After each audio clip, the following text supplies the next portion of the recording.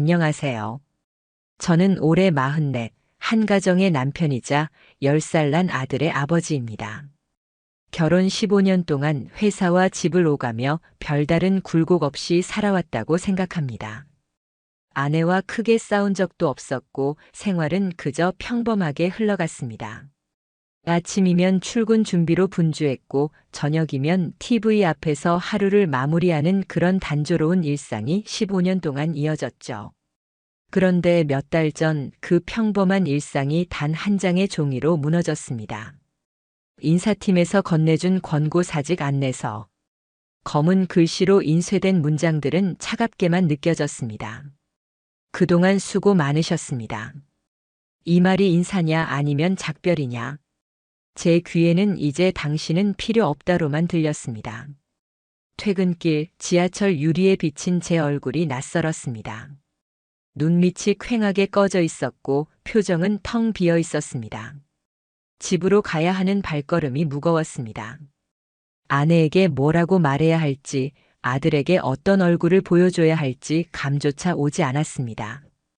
집에 돌아오니 아내가 주방에서 저녁을 준비하고 있었습니다. 왔어? 오늘은 좀 늦었네. 평소처럼 건넨 인사말이었지만 저는 목소리가 잘 나오지 않았습니다. 회사 그만두게 됐어. 그 한마디에 아내는 칼을 내려놓고 저를 봤습니다. 뭐라고? 그 이상의 대화는 잠시 없었습니다. 식탁 위 김치찌개에서는 김이 모락모락 피어나고 있었지만 제 입맛은 사라진 지 오래였습니다. 숟가락을 겨우 들었지만 밥 한 술 삼키기가 어려웠습니다. 그날 밤 잠이 오질 않았습니다. 천장을 바라보며 생각했습니다. 앞으로 어떻게 살아야 하지? 대출금은 그대로 남아있고 생활비는 매달 나가야 한다. 아내 월급 하나로는 버틸 수 없다. 당장 내일이라도 무언가를 해야 했다. 며칠 후 인터넷 구인 사이트를 샅샅이 뒤졌습니다. 하지만 40대 중반의 경력자를 뽑는 회사는 거의 없었습니다. 면접을 봐도 결과는 뻔했습니다. 추후 연락드리겠습니다. 그 추후가 영원히 오지 않을 거라는 걸 잘 알고 있었죠. 그러던 중 문득 예전에 한 친구가 벌었던 아르바이트가 떠올랐습니다. 오토바이 음식 배달. 몸은 힘들어도 돈은 제법 된다던 그의 말이 귓가에 맴돌았습니다. 머릿속에서 재빨리 계산이 돌아갔습니다. 지금 당장 할 수 있고 최소한 생활비는 벌 수 있는 일. 집 구석에 세워둔 먼지 쌓인 오토바이가 떠올랐습니다. 며칠째 세워둔 탓에 타이어에 먼지가 두껍게 끼어 있었고 시트 위엔 묵은 때가 앉아 있었습니다. 정비소에 맡겨 엔진 오일을 갈고 브레이크 패드를 교체하고 타이어를 새로 끼웠습니다. 시동을 걸자 부릉하는 소리와 함께 묘한 떨림이 몸으로 전해졌습니다. 마치 죽어있던 제 삶이 다시 깨어나는 듯 했습니다. 그날 저녁 아내에게 조심스럽게 말을 꺼냈습니다. 당분간 배달 알바 좀 해보려 해. 몸이 좀 힘들어도 그냥 손 놓고 있는 건 아니잖아.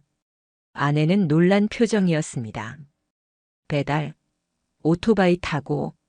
그 나이에 위험하지 않아? 요즘 사고도 많다는데. 저는 단호하게 고개를 저었습니다. 위험해도 가만히 있는 것보다 낫지. 집 대출도 있고 내 월급만으로는 부족하잖아. 아내는 한숨을 쉬고는 고개를 끄덕였습니다. 그 표정엔 염려와 체념이 섞여 있었습니다. 그렇게 낮에는 구직 활동, 밤에는 배달 알바를 뛰는 생활이 시작됐습니다. 비 오는 날도 눈 오는 날도 헬멧과 장갑을 끼고 골목골목을 누볐습니다. 밤늦은 시간 골목 가로등 불빛이 젖은 아스팔트에 반사되어 번쩍일 때면 이상하게도 그래도 내가 뭔가 하고 있다는 이상한 자부심이 들었습니다. 배달을 하다 보면 참 다양한 사람들을 만납니다. 술에 절어 횡설수설하는 손님, 문 앞에서 싸우던 커플, 집이지만 아무리 배를 눌러도 나오지 않는 사람. 힘은 들어도 집에 돌아와 벌어온 돈을 세어보는 순간은 숨통이 트였습니다. 그렇듯 하루하루를 버티던 어느 날이었습니다. 하늘이 잔뜩 흐린 날씨, 저녁 무렵부터 가느다란 비가 내리기 시작했습니다.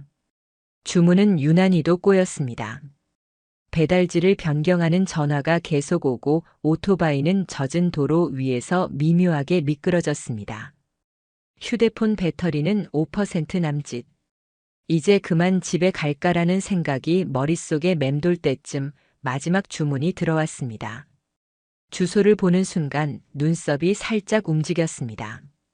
모텔. 물론 이런 주문은 처음이 아니었습니다. 밤 늦게 야식이 땡기는 연인들이 치킨이나 떡볶이를 시키는 경우가 많으니까요. 그날도 대수롭지 않게 생각하고 길을 나섰습니다. 마지막이니 빨리 다녀오자. 모텔 앞에 도착하니 간판 불빛이 비에 번져 흔들리고 있었습니다. 주문 확인을 위해 호출 버튼을 누르려는 순간 안쪽에서 철컥하는 소리와 함께 문이 열렸습니다. 그리고 그 문으로 누군가 나왔습니다. 트레이닝복 차림에 화장기 없는 얼굴. 하지만 그 눈빛, 그 목소리는 잊을 수 없었습니다. 여기에요. 순간 모든 공기가 멈춘 듯 했습니다. 헷갈릴 수가 없었습니다. 그건 제 아내였습니다. 아내는 봉투를 급히 받아들었고 그 손끝은 자잘하게 떨리고 있었습니다. 그리고 아무 말 없이 안으로 들어가 버렸습니다.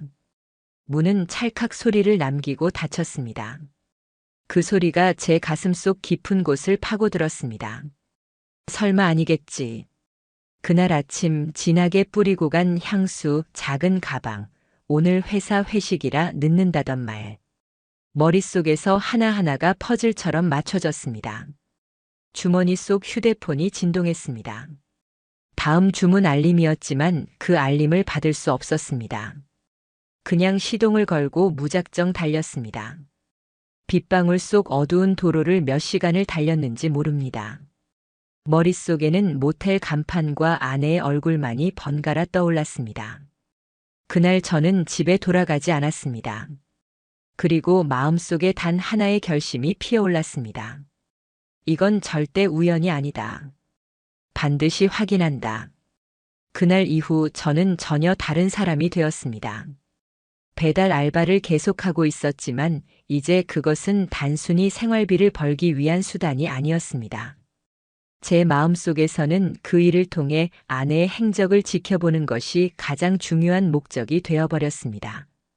오토바이로 도로를 달릴 때마다 제 머릿속에는 같은 질문만 반복되었습니다. 그날 왜 아내는 그곳에 있었을까? 그 방 안에는 누가 있었을까? 그날 모텔 앞에서 스친 눈빛이 계속 떠올랐습니다. 말로는 표현하기 어려운 불안과 긴장, 그리고 감추고 싶은 무언가가 섞인 눈빛이었습니다. 저는 15년 동안 그 사람과 함께 살며 수천 번도 넘게 아내의 표정을 보아왔습니다. 시시콜콜한 대화 속에서 그녀가 무슨 기분인지 읽을 수 있는 정도는 당연히 알고 있었습니다. 그런데 그 순간의 표정은 제가 단 한 번도 본 적 없는 것이었습니다. 다음 날 아침 아내는 마치 아무 일도 없었다는 듯 주방에 서 있었습니다. 식탁 위에는 계란 프라이, 김치찌개, 미역 줄기볶음이 차려져 있었습니다. 매번 먹던 평범한 메뉴였지만 그날은 이상하게 김치찌개의 냄새가 역하게 느껴졌습니다. 저는 일부러 평소처럼 아무렇지 않게 물었습니다. 어제 회사 회식 늦게 끝났어? 아내는 휴대폰을 손에 쥔 채 시선을 거의 들지 않고 대답했습니다. 응, 부장님이 2차까지 가자고 해서 조금 늦었어. 끝나고 바로 집에 왔어. 순간 저는 속으로 조용히 한숨을 삼켰습니다. 어젯밤 그 시각 그녀는 바에서가 아니라 모텔 입구에서 제 손에 들린 봉투를 받아들고 들어가는 사람 아니었습니까? 그 말 한마디가 제 속을 더 서늘하게 만들었습니다. 그날 이후 저는 마음을 단단히 먹었습니다. 무턱대고 물어봐서 부인당하는 것보다 확실한 증거를 잡는 것이 먼저였습니다. 그래서 시작했습니다. 배달 알바를 빙자한 감시 작업을. 저는 배달 앱의 설정을 변경했습니다. 배정받는 구역을 아내의 회사 주변, 집 근처, 그리고 그 모텔이 있는 동네로 좁혔습니다. 괜히 멀리 돌아다니며 체력을 소모하느니 아내가 있을 가능성이 있는 생활권 안에서만 움직이는 것이 효율적이었습니다. 밤에는 일부러 늦게까지 일을 하며 혹시라도 기회가 올지 기다렸습니다. 그리고 그 기회는 생각보다 빨리 찾아왔습니다. 그로부터 이틀 뒤 배달 앱에 새로운 주문이 떴습니다.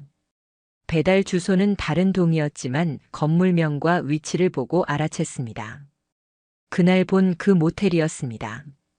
심지어 주문 요청 사항에는 이렇게 적혀 있었습니다. 초인종 누르지 말고 문 앞에 놓아주세요. 전화도 하지 말아주세요. 제 심장이 두근두근 뛰기 시작했습니다. 더욱 이상했던 건 주문자 정보였습니다. 아이디는 처음 보는 이름이었지만 결제 카드 뒷자리가 아내의 것과 같았습니다. 오토바이를 달려 모텔 앞에 도착했을 때 이번엔 문이 곧바로 열리지 않았습니다. 복도는 고요했고 아무 인기척도 없었습니다. 음식을 문 앞에 내려놓고 잠시 멀찍이 떨어져 기다렸습니다. 1분쯤 지났을까요?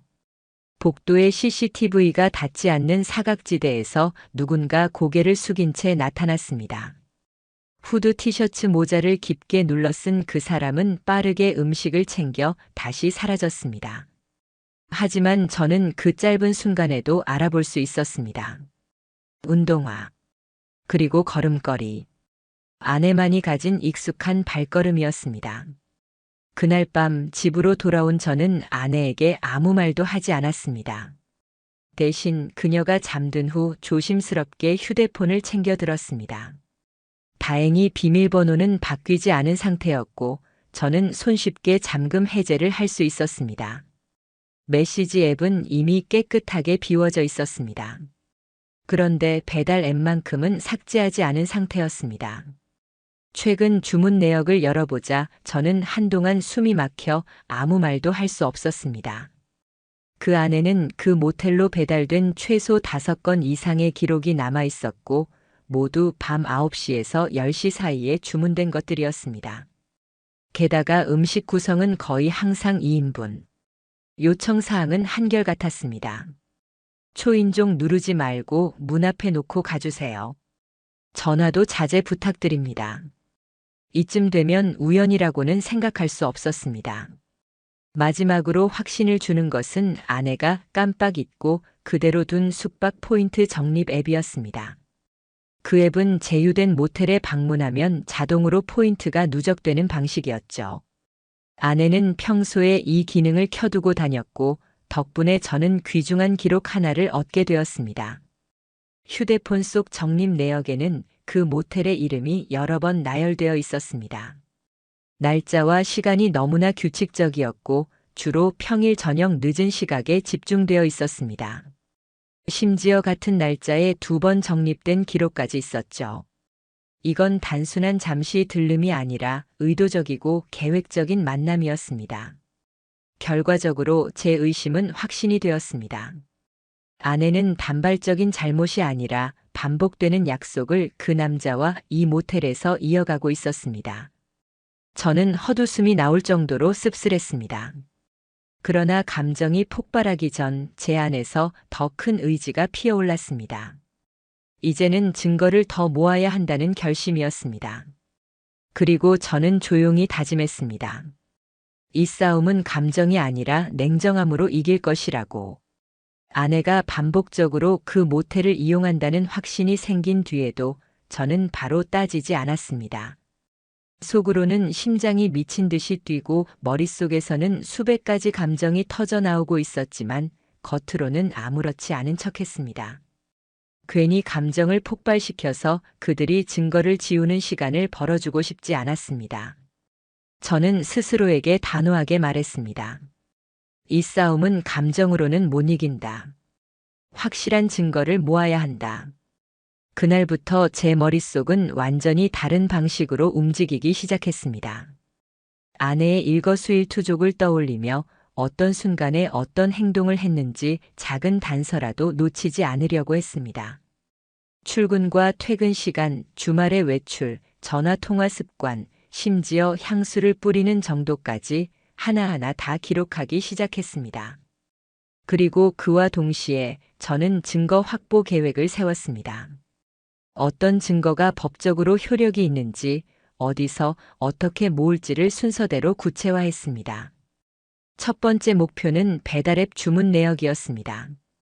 아내의 휴대폰에서 접속해 스크린샷을 찍는 것만으로도 확인은 가능했지만 그것만으로는 법정에서 공식 기록으로 인정받기 어려울 수 있었습니다. 그래서 저는 고객센터에 메일을 보냈습니다. 이 기록은 부부 공동 생활비로 결제된 내역이며 현재 법적 분쟁 준비를 위해 확인이 필요합니다. 처음에는 개인정보라는 이유로 거절당했습니다. 저는 한 발 더 나아가 변호사 상담 예정인 상황이며 해당 자료를 법정 제출 목적으로만 쓸 것이라는 점을 강조했습니다. 며칠 뒤 제한적인 범위에서 출력된 주문 내역을 제공받을 수 있었습니다. 그 종이에는 제가 이미 알고 있던 날짜 외에도 총 7건의 동일 모텔 주소 배달 내역이 있었습니다. 사용자명은 가명이었지만 결제 카드의 마지막 4자리가 아내의 것과 정확히 일치했습니다. 메뉴 구성은 대부분 2인분, 요청 사항은 모두 초인종 누르지 말 것과 문 앞에 두고 갈 것이었습니다. 저는 그 종이를 들고 한참 동안 말없이 바라보다가 가슴속에서 뭔가 울컥 치밀어 오르는 걸 꾹 눌렀습니다. 두 번째 목표는 숙박 포인트 적립 내역이었습니다. 아내는 평소에도 숙박 앱을 종종 사용했고 자동 적립 기능을 켜둔 상태였습니다. 이건 저에게 거의 선물 같은 단서였습니다. 아내가 잠든 깊은 새벽, 저는 조심스럽게 그녀의 손을 들어 지문 인식으로 잠금을 해제했습니다. 그 순간 제 심장 소리가 방 안에 울릴 만큼 컸습니다. 혹시라도 그 소리에 그녀가 깰까봐 숨까지 멈출 정도였습니다. 포인트 적립 앱을 열자 눈앞에 명확한 기록들이 펼쳐졌습니다. 그 모텔 이름이 줄줄이 이어져 있었고 날짜와 시간이 일정했습니다. 대부분 평일 저녁 8시에서 10시 사이라 그녀가 운동 다녀오겠다고 말하던 시간과 정확히 겹쳤습니다. 심지어 같은 날짜에 2번 적립된 기록까지 있었습니다. 저는 떨리는 손으로 모든 화면을 사진으로 남겼습니다. 세 번째는 현장 CCTV 확보였습니다.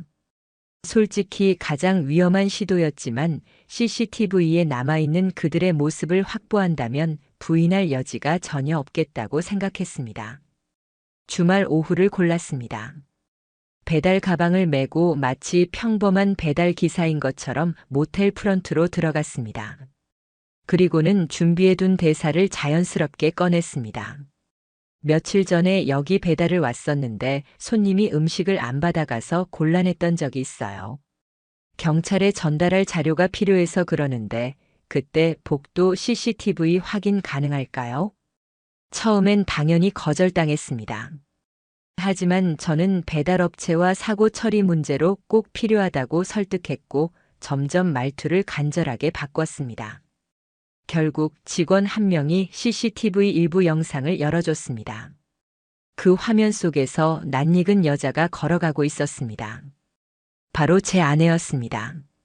그 옆에는 남자가 있었는데 그는 아내의 허리를 자연스럽게 감싸고 있었습니다. 화면 각도 때문에 얼굴은 선명하지 않았지만 그의 팔뚝에 새겨진 커다란 기하학 문신이 눈에 들어왔습니다. 저는 머릿속에 그 무늬를 각인시켰습니다. 네 번째는 상간남의 신원 파악이었습니다. 저는 아내의 SNS를 떠올렸습니다. 공개 계정에는 의심스러운 흔적이 하나도 없었지만 예전에 우연히 알게 된 그녀의 비공개 서브 계정이 있었습니다. 그 계정의 팔로워 목록을 샅샅이 뒤지고 또 뒤졌습니다. 그리고 결국 그 문신을 한 남자를 발견했습니다. 그는 프로필 사진 속에서 팔을 드러내고 있었고 거기에 그 독특한 문신이 그대로 있었습니다. 자기소개에는 땡땡 체육관, 주 3회 운동이라는 문구가 적혀 있었습니다. 사진 몇 장을 더 확인하니 아내와 같은 단체 사진에 함께 있는 모습도 있었습니다. 물론 다른 사람들도 있었지만 해시태그에 적힌 글은 의미심장했습니다. 샵 운동짝꿍, 샵 코어 훈련, 샵 매주정기. 그 순간 저는 모든 조각이 맞춰졌음을 느꼈습니다. 아내가 운동을 간다고 했던 날, 그녀는 그 남자를 만나러 가고 있었던 것입니다. 마지막 단계는 법률 전문가의 도움을 받는 것이었습니다. 저는 더 이상 이 싸움을 혼자 끌고 갈 생각이 없었습니다. 증거를 이 정도 모았다면 이제는 법적으로 대응해야 할 때였습니다. 변호사 사무실에 들어가 USB에 담아온 배달 앱 로그, 포인트 적립 내역, CCTV 캡처, SNS 화면을 차례로 꺼냈습니다. 변호사는 묵묵히 자료를 살펴본 뒤 고개를 천천히 끄덕였습니다. 이 정도면 충분합니다. 상간자 소송 바로 들어갈 수 있습니다. 그 말을 들었을 때 저는 묘한 감정을 느꼈습니다. 분노도 씁쓸함도 아니었습니다. 마치 무기를 든 병사가 전쟁터로 가기 전에 받는 최종 확인 같은 느낌이었습니다. 이제는 도망갈 수도 모른 척할 수도 없다는 뜻이니까요. 저는 속으로 다짐했습니다. 이제 시작이다. 그리고 이 싸움은 내가 끝낼 것이다. 변호사와 함께 상간자 소송 준비에 들어간 뒤 제 일상은 전쟁터와 다름없었습니다. 아침이면 변호사 사무실에서 온 메일과 자료를 확인하며 하루를 시작했고, 저녁에는 여전히 배달 알바를 뛰면서 상황을 주시했습니다. 전쟁에서 승리하려면 순간의 감정보다 긴 호흡이 필요하다는 걸 저는 뼈저리게 느끼고 있었습니다. 첫 번째 움직임은 변호사의 제안에서 시작됐습니다. 상간남에게 내용 증명을 보내겠습니다. 지금 쥐고 있는 증거를 일부 포함해서 경고와 소송 예고를 하는 겁니다. 저는 주저하지 않았습니다. 며칠 뒤 변호사는 완성된 서류를 보여주었습니다. 두툼한 봉투 속에는 날짜별 증거 사진과 함께 부정행위의 구체적인 정황이 항목별로 정리돼 있었습니다. 읽기만 해도 가슴이 쿵쿵 뛰었습니다. 이제는 우리 셋만 알던 진실이 공식적인 문서가 되어 상대방의 손에 들어가게 되는 것이니까요. 내용 증명 발송 후 예상대로 파장이 일어났습니다. 아내의 태도는 눈에 띄게 변했습니다. 그녀는 갑자기 평소보다 다정하게 행동했습니다. 퇴근길에 커피를 사오기도 하고 별 이유 없이 요즘 많이 힘들지? 내가 잘할게. 라고 말하기도 했습니다. 처음엔 잠시 망설여졌지만 곧 깨달았습니다. 이건 사랑해서가 아니라 들킨 뒤의 불안과 죄책감 때문에 나오는 방어적 친절이라는 걸. 그 미묘한 웃음 뒤에 숨은 긴장과 두려움을 저는 알아차릴 수 있었습니다. 이 시점에서 아내는 자신의 휴대폰을 바꿨습니다. 겉으로는 카메라가 오래돼서라고 했지만 저는 그게 거짓말이라는 걸 단박에 알 수 있었습니다. 서랍 깊숙이 숨겨둔 이전 휴대폰은 이미 초기화가 되어 있었고 상간남과 연결됐던 모든 앱과 계정은 새로 만들어져 있었습니다.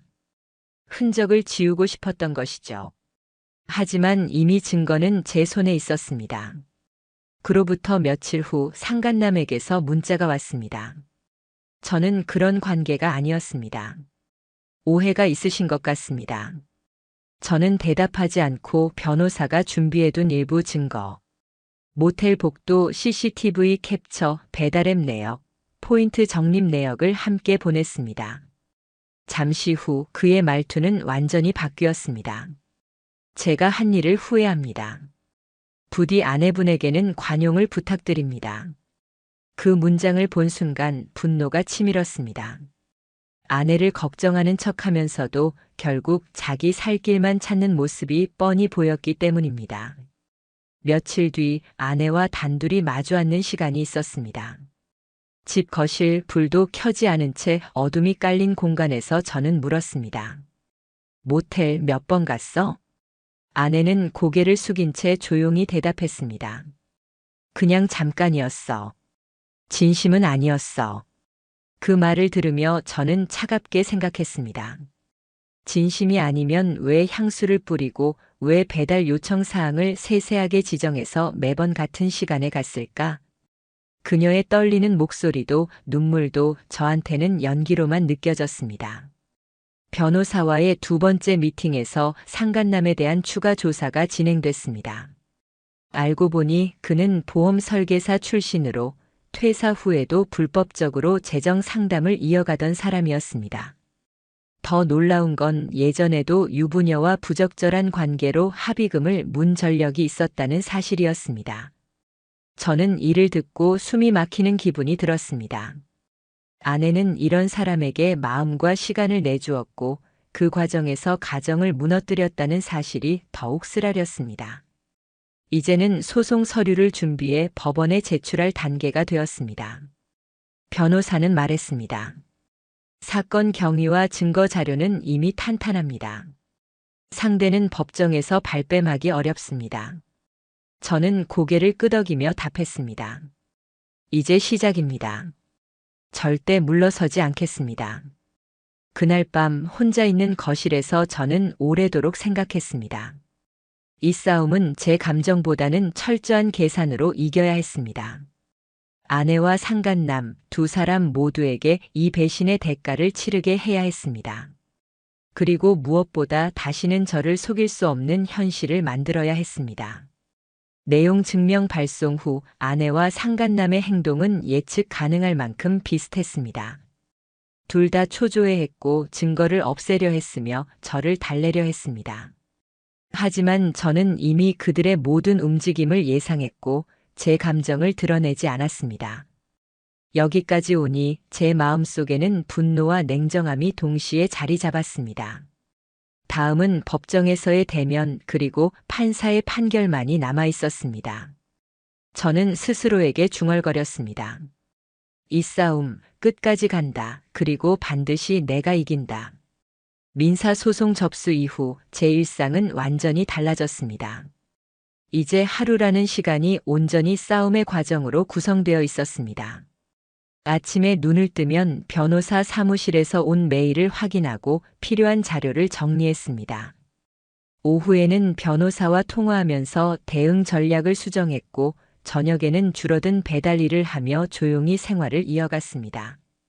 속마음은 여전히 분노와 씁쓸함이 요동쳤지만 겉으로는 가능한 한 차갑고 담담하게 유지했습니다. 왜냐하면 재판에선 제 감정보다 증거와 논리가 승부를 가르니까요. 상간남 측에서 첫 번째 답변서를 보내왔을 때 그는 모든 주장을 부인했습니다. 저는 원고의 아내가 기혼자인 줄 몰랐으며 부적절한 관계가 아니었습니다. 원고의 손해배상 청구는 과도합니다. 김 변호사는 조용히 웃으며 말했습니다. 무의미한 버티기입니다. 이미 제출한 증거만으로도 부정행위를 부인하기 어렵습니다. 우리는 배달앱 상세 주문 내역, 숙박 앱 포인트 적립 내역, 모텔 복도, CCTV, SNS 캡처, 그리고 아내의 휴대폰 일정 메모 사진까지 제출했습니다. 일정 메모에는 운동이라는 이름으로 반복된 만남 기록이 남아 있었습니다. 날짜와 시간이 숙박 포인트 적립 내역과 정확히 맞아떨어졌습니다. 재판 출석일이 잡히자 며칠 뒤 아내가 저를 붙잡고 말했습니다. 그 사람 합의해주면 안 될까? 순간 숨이 턱 막혔습니다. 저는 의자를 고쳐 앉으며 눈을 바라보고 말했습니다. 합의? 내 인생을 짓밟고 우리 가정을 무너뜨린 사람한테 왜 내 입에서 괜찮다는 말이 나와야 하지? 아내는 아무 대꾸를 못했습니다. 그 표정 속에는 제 고통보다 그 남자의 불이익을 더 걱정하는 마음이 읽혔습니다. 그 순간 저는 완전히 확신했습니다. 이 사람은 이제 제 편이 아니라고. 드디어 첫 재판 날이 되었습니다. 법정은 생각보다 작았고 공기 속엔 묘한 긴장감이 떠돌았습니다. 잠시 후 상간남이 들어왔습니다. 그는 단정한 정장을 입고 억지로 침착한 표정을 지으려 애쓰고 있었습니다. 증인석에 선 그는 말했습니다. 저는 그녀가 결혼한 사람인지 몰랐습니다. 단순히 운동을 같이 하는 지인일 뿐이었습니다. 제 변호사가 바로 반박했습니다. 그렇다면 왜 모텔에서만 반복적으로 만났고 왜 배달 요청 사항을 초인종을 누르지 말고 조용히 놓고 가라고 매번 지정했습니까? 이 질문에 그는 눈을 깜빡이며 잠시 말을 잇지 못했습니다. 재판장은 제출된 증거를 하나씩 확인했습니다. 배달앱 내역, 포인트 적립 내역, CCTV, 그리고 SNS 캡처까지. 잠시 후 재판장이 고개를 들고 말했습니다. 피고의 행위는 통상적인 교제 범위를 넘어 부정행위가 인정됩니다. 아내 역시 증인석에 섰습니다. 그녀는 처음엔 일시적인 실수였다. 기혼임을 숨긴 적은 없다고 진술했습니다. 그러나 모든 증거가 그녀의 말을 깨트렸습니다. 결국 중반부가 넘어가자 그녀는 더 이상 부인하지 않았습니다. 그 모습을 보면서도 저는 분노 대신 묘한 이질감을 느꼈습니다. 마치 전혀 모르는 사람을 보고 있는 듯한 낯설미였습니다. 내 옆에 있던 배우자가 아니라 그냥 법정에 선 한 증인 같은 존재로 느껴졌습니다. 그리고 몇 주 뒤 판결문이 내려왔습니다. 상간남에게 위자료 2천만 원 지급 명령. 아내와의 이혼 소송에서는 재산 분할 비율을 제 쪽에 유리하게 인정한다는 결정이었습니다. 판결문을 받아든 그 순간 저는 눈물이 날 줄 알았습니다. 하지만 그렇지 않았습니다. 대신 깊고 긴 숨이 새어나왔습니다. 길게 이어진 싸움의 한 고리가 마침내 끊어진 것이었습니다. 판결 소식이 알려진 뒤 아내 쪽 친정에서는 연락이 완전히 끊겼습니다. 공통 지인 몇몇은 조심스럽게 연락을 주며 제 편을 들어줬지만 그 어떤 말도 진정한 위로가 돼주진 못했습니다. 왜냐하면 제가 믿었던 시간만큼 상처가 깊었으니까요. 상간남은 분할 납부로 위자료를 갚기 시작했습니다. 그런데 재판 과정에서 밝혀진 불법 재정 컨설팅 건이 세무당국에 적발되며 그의 사업은 순식간에 무너졌습니다. 직업도 명예도 잃어버린 그는 몇 달 뒤 문자 한 통을 보내왔습니다. 그 문자는 이렇게 적혀 있었습니다. 결국 제가 잘못했습니다. 하지만 이렇게까지 될 줄은 몰랐습니다. 이번에는 전처럼 화가 나지 않았습니다. 그저 모든 게 끝났다는 사실만이 머릿속을 채웠습니다. 그래서 저는 짧게 답장했습니다. 이건 제가 한 게 아니라 당신이 만든 결과입니다. 그 한 줄이 이 긴 싸움에 대한 제 마지막 발언이었습니다. 아내는 이혼 절차를 밟는 동안에도 가끔은 저를 설득하려 했습니다. 그래도 우리가 함께한 시간은 의미 있었잖아요. 하지만 저는 단호하게 말했습니다. 그 시간의 가치는 당신이 팔아버렸어. 스스로 선택한 결과를 받아들여. 그날 이후로 그녀는 더 이상 제 앞에서 과거를 끄집어내지 않았습니다. 저는 판결문을 책상 서랍에 넣었습니다. 그 안에는 단순한 재판 결과가 아니라 제가 끝까지 버텨온 시간과 의지가 담겨 있었습니다. 패배감을 주던 순간들도 많았지만 결국 진실이 법정에서 인정받았다는 사실 하나만큼은 저를 지켜주는 힘이 되었습니다. 판결이 내려진 이후 제 손에는 법원의 판결문과 변호사가 정리해준 소송 결과 보고서가 남았습니다. 거기에 적힌 문장들은 간결했지만 그 안에 제가 지난 몇 달간 겪은 모든 전쟁과 상처가 압축되어 있었습니다. 아내와의 이혼 절차는 생각보다 빠르게 진행됐습니다. 판결문에서 이미 재산 분할 비율이 제 쪽에 유리하게 정해졌기 때문에 협상이라고 할 것도 없었습니다. 서류상 절차만 밟으면 되는 상황이었죠. 아내는 처음에는 조용히 그러나 시간이 갈수록 감정적인 접근을 시도했습니다. 정말 이렇게 끝낼 거야? 우리 아들은 그래도 같이 한 세월이 얼마나 긴데. 저는 그 말을 들을 때마다 더는 흔들리지 않았습니다. 그 세월의 가치는 스스로 버렸습니다. 그리고 아들에게 떳떳한 건 거짓을 참는 아버지가 아니라 진실을 지킨 아버지입니다. 재산 분할 과정에서도 저는 단호했습니다. 정당한 법적 비율 이상을 요구했고 그녀는 결국 받아들일 수밖에 없었습니다. 그 어떤 타협도 없었고 예전의 정도 개입시키지 않았습니다. 이건 감정이 아니라 책임에 대한 문제였으니까요. 마지막으로 도장 찍는 날, 그녀는 법원 앞 복도에서 조용히 울었습니다. 이제 난 어떻게 살아야 해? 저는 답했습니다. 그건 이제 내 일이 아니야. 선택은 당신이 했고 그 결과도 당신의 몫이야. 그녀는 한참을 가만히 서 있다가 고개를 숙이고 돌아섰습니다. 그날 집에 돌아오자마자 저는 창문을 활짝 열었습니다. 그녀가 떠난 뒤에도 거실에는 묘하게 무거운 공기가 남아 있었거든요. 마치 모든 것을 털어냈는데도 가슴 한편이 답답한 느낌이었습니다. 한참 동안 찬 바람을 맞으며 그 묵직함이 서서히 빠져나가길 기다렸습니다. 상간남의 삶은 판결 이후부터 급격히 무너졌습니다. 위자료 2천만 원을 분할 납부하기 시작했지만 이미 그에게 남은 재산이 많지 않았습니다. 재판 과정에서 드러난 불법 재정 컨설팅 건으로 세무당국의 조사가 이어졌고 결과적으로 사업은 폐업 수순을 밟았습니다. 몇 달 뒤 상간남이 문자 한 통을 보냈습니다. 모든 걸 잃었습니다. 이렇게까지 될 줄은 몰랐습니다. 짧은 문장이었지만 그 안에는 억울함과 후회, 그리고 두려움이 뒤섞여 있었습니다. 저는 잠시 고민하다가 답장을 보냈습니다.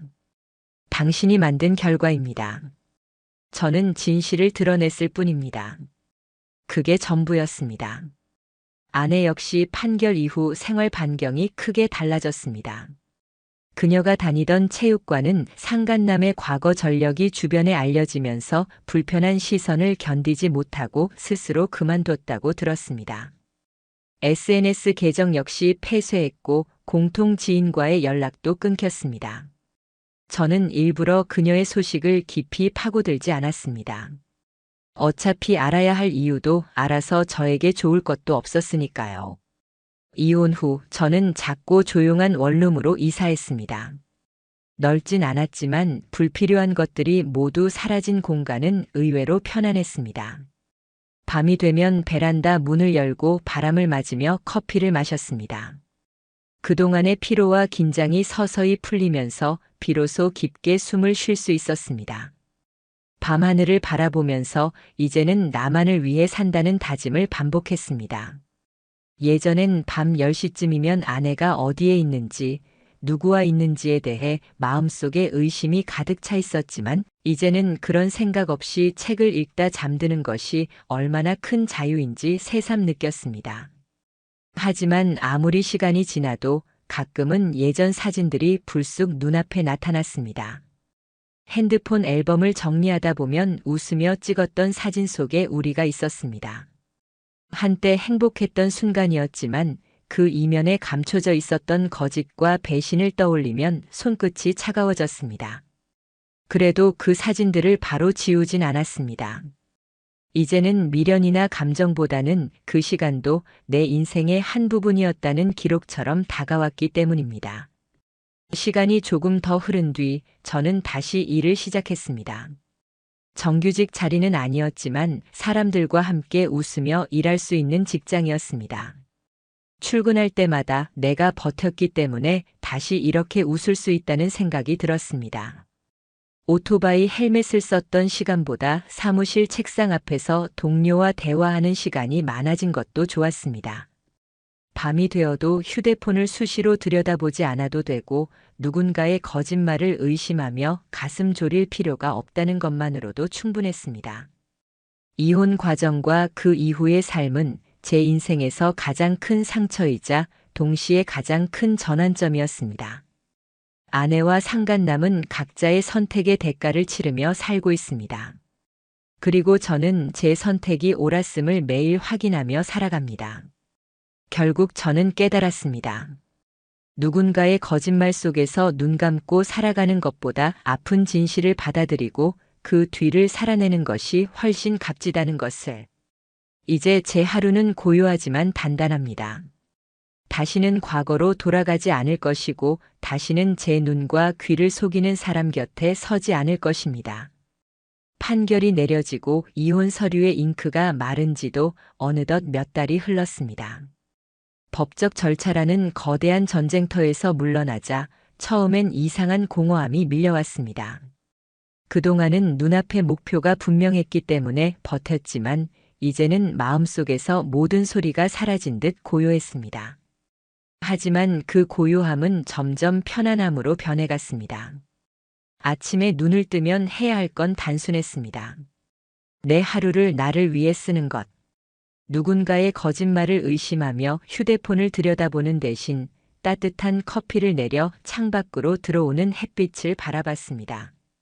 작은 원룸이었지만 저는 그 공간에 제 취향과 시간을 채워 넣었습니다. 책장을 들이고 오래 미뤘던 기타 연습을 다시 시작했습니다. 저녁이면 창문을 열고 바람을 맞으며 음악을 틀어놓았습니다. 세상과 저 사이에 낀 얇은 공기가 더 이상 무겁게 느껴지지 않았습니다. 그렇게 차분한 일상이 이어지던 어느 날 모르는 번호에서 전화가 걸려왔습니다. 받아보니 뜻밖에도 상간남의 목소리였습니다. 혹시 제 전 직장에 탄원서 넣으신 적 있으십니까? 저는 담담하게 대답했습니다. 아니요. 저는 법적으로만 대응했습니다. 그는 잠시 침묵하더니 낮은 목소리로 말했습니다. 그럼 도대체 누가 제 일은 완전히 끝났습니다. 그 짧은 대화로도 상황을 짐작할 수 있었습니다. 그는 회사를 스스로 그만둔 게 아니라 내부 민원과 불법 행위 문제로 쫓겨난 것이었습니다. 불법 재정 컨설팅과 유부녀와의 부적절한 관계 소문이 돌며 더 이상 회사에서도 감싸줄 수 없었던 겁니다. 며칠 뒤 또 다른 소식이 들려왔습니다.